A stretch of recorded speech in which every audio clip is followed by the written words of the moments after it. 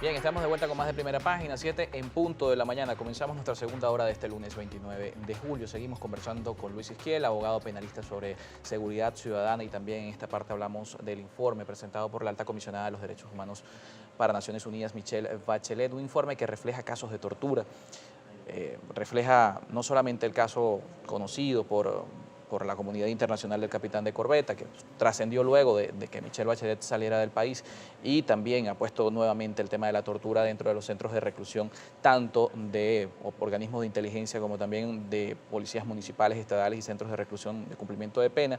El tema de la tortura ha sido cuestionado por el Estado venezolano, considerado como una gran mentira, e incluso nosotros acá en Primera Página tuvimos a Marely Valdés, que es directora del FONEP, un organismo también perteneciente al Ministerio de Servicio Penitenciario, desmintiendo que este tipo de situaciones pasen dentro de las instituciones y que se ha tratado de politizar el tema. Bueno, el informe Bachelet desnudó lo que acá viene ocurriendo y lo reflejó perfectamente, ya no dicho por sectores que adversan al régimen que actualmente existe en Venezuela, sino plasmado en un informe de la Alta Comisionada de las Naciones Unidas. Ahora bien, si usted no tiene nada que ocultar, usted debería entonces dejar que cualquier persona vaya y verifique lo que usted está diciendo que no es cierto.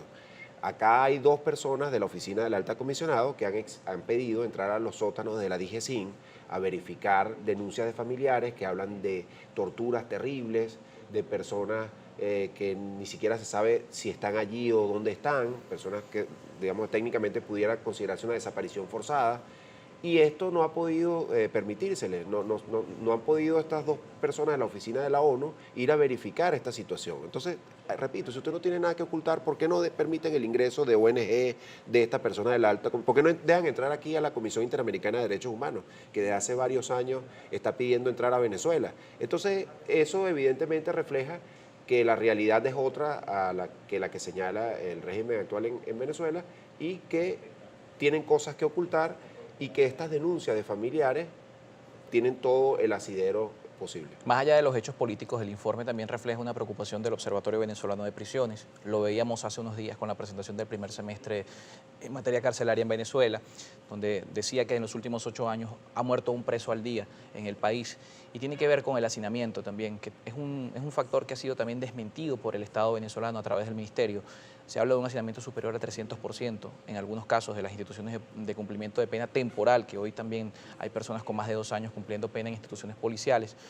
Y una situación que es alarmante para la comunidad internacional, pero ha sido desmentida por el Estado. ¿Existe realmente este hacinamiento? Porque las cifras que hemos escuchado del Observatorio Venezolano de Prisiones han sido desmentidas por el mismo Estado. Bueno, ahí volvemos a la violación grave de los derechos humanos que viene ocurriendo en Venezuela desde hace mucho tiempo. En los últimos 20 años han sido asesinados en los centros penitenciarios de Venezuela más de 7.000 reclusos, según el informe del Observatorio Venezolano de Violencia. Ahorita hay personas muriendo de tuberculosis, de hambre, porque en muchos de estos sitios no reciben alimentación. El hacinamiento es brutal, no solo en los centros penitenciarios formales, sino también en los calabozos de policía, que fueron tomados como cárceles paralelas, y allí se reproducen todos estos problemas de pranes, asesinatos, enfermedades, gente muriéndose de hambre, en los centros penitenciarios formales y en las estaciones de policía. Esas son cosas que también debería verificar la Comisión Interamericana de Derechos Humanos, que por cierto tiene medidas cautelares sobre 7 centros penitenciarios del país que también son incumplidas. También allí sobre eso ha desmentido el Ministerio que esto sea responsabilidad del Estado propiamente como órgano rector en materia penitenciaria, sino que se trata de una situación que ha sido tradicional en otros momentos de la historia. Es decir, que decía Marely Valdés, que estuvo acá en nuestro programa, que tradicionalmente los centros de reclusión temporal, que deberían ser establecidos por una duración de 48 horas, como se menciona según la normativa, o menos de 72 horas, eso ha venido ocurriendo durante los muchísimos años, previo al gobierno de Nicolás Maduro y previo al gobierno de Hugo Chávez. Mira, eso es totalmente falso. Tú se lo puedes preguntar a cualquier persona que esté relacionado con el tema policial y te va a decir esto, pues que es mentira.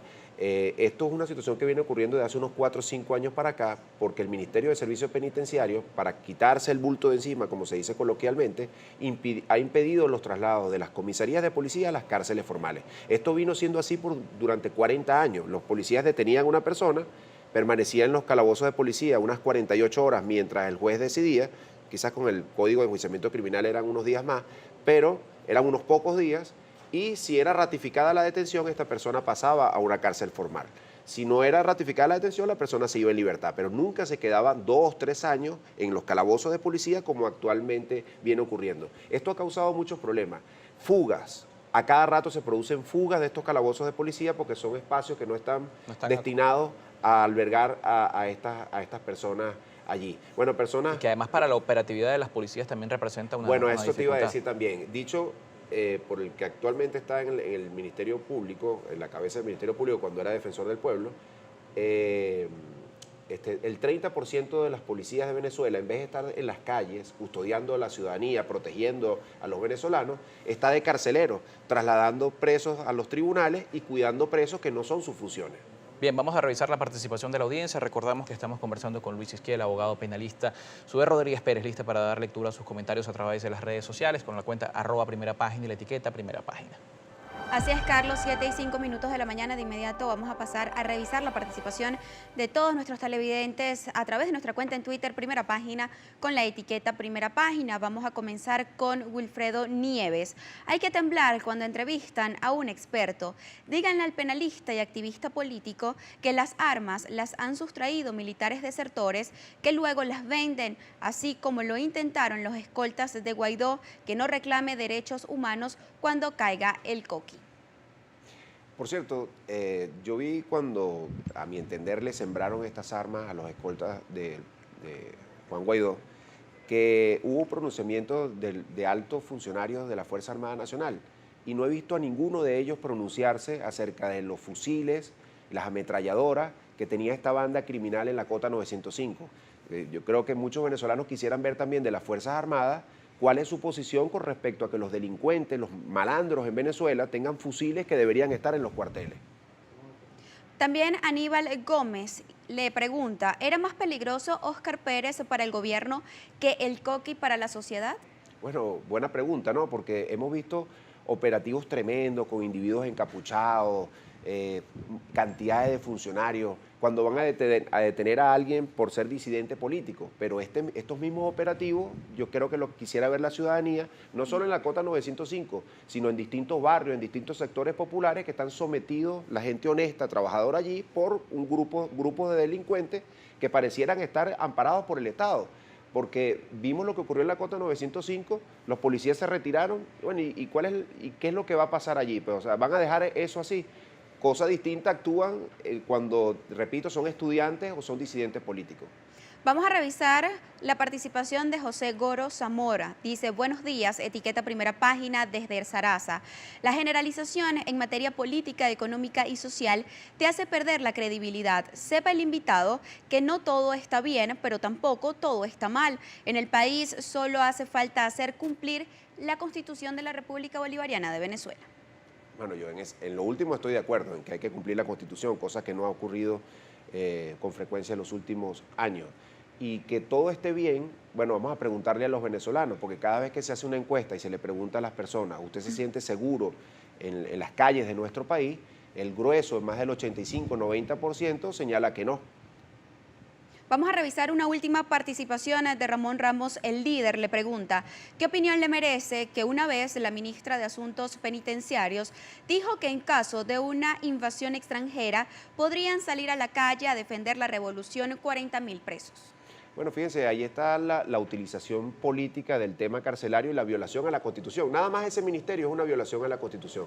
El artículo 272 de nuestra Carta Magna señala que las cárceles deben estar descentralizadas, no en un ministerio que se creó, repito, inconstitucionalmente. Pero por otra parte, dudo mucho que la población carcelaria que se está muriendo de hambre, que sufre de tuberculosis, que sufre de escabiosis o sarna, como se le conoce coloquialmente, que es sometida a distintas violaciones a los derechos humanos, vaya a estar respaldando al régimen que los ha colocado en esta situación. Probablemente los pranes, los que dirigen las cárceles, los que tienen los negocios de drogas, discotecas, de distintos negocios ilícitos allí, los que extorsionan vía telefónica porque no se cumple la ley de colocar bloqueadores de señal, esos probablemente sí apoyen lo que actualmente esté ocurriendo, pero no las víctimas, que son la mayoría de la población carcelaria.